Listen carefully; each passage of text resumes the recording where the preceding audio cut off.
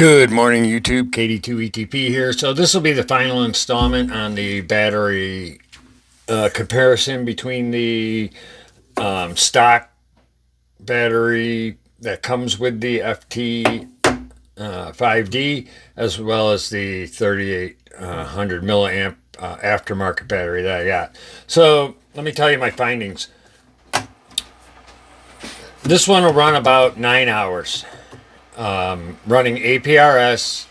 Again, I was running the beacon in 1 minute intervals, and it did pretty good. 9 hours, I would say.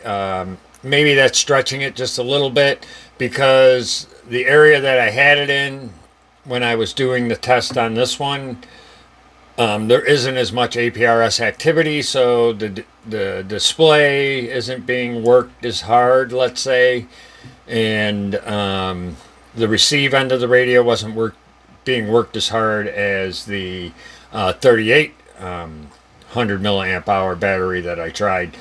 But I would say conservatively you'll get 8 to 8.5 hours out of this battery, the stock 2200 milliamp hour. And if you watch my videos, you're going to get roughly 13 hours out of the 3800 milliamp hour, maybe a little bit more. For receive now, both of these, this one is still working. You can use it on receive. Right now it's dead because I did the test last night and that's where I ended.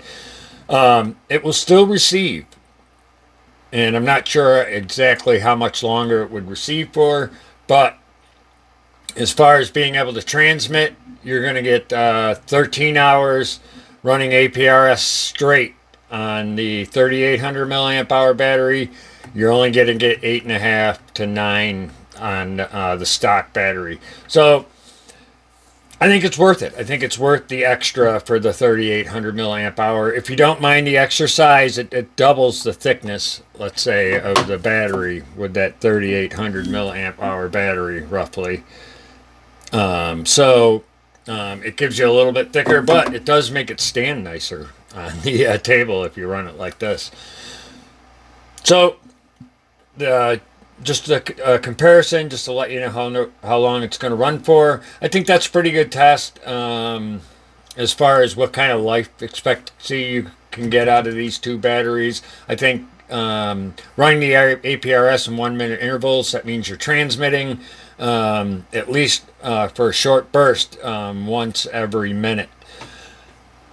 What that will translate into repeater time or something like that, I doubt. I've been all over the place. I never hear people talking on the repeaters and stuff like that for that long of a period of time. So I think for most applications, people get away with this. But if you are looking to run the APRS and you want to do it constantly, the better option is the 3800 milliamp hour battery.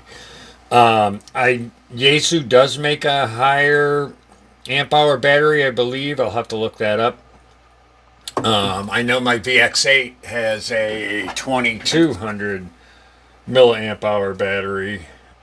Or nope, this is a 2000.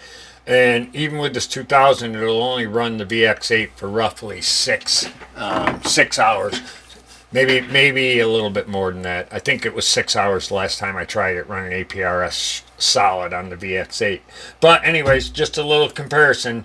So you're like, again, summarize, 8.5 hours with the stock battery, 13 hours with the 3800 milliamp hour battery. 73 all, like, subscribe, hit the bell, I don't know, jump up and down, spin in circles. KD2ETP 73.